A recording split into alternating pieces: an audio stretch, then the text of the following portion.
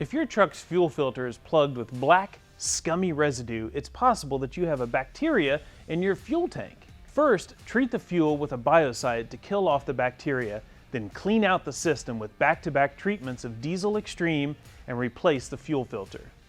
Believe it or not, microorganisms will thrive in a diesel tank with a little bit of moisture in it.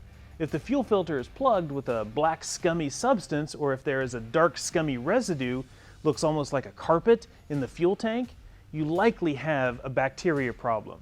So to combat this, use the NPA biocide available from Lubrication Specialties by calling 1-800-341-6516. Then clean out the system with back-to-back treatments of Diesel Extreme and replace the fuel filter.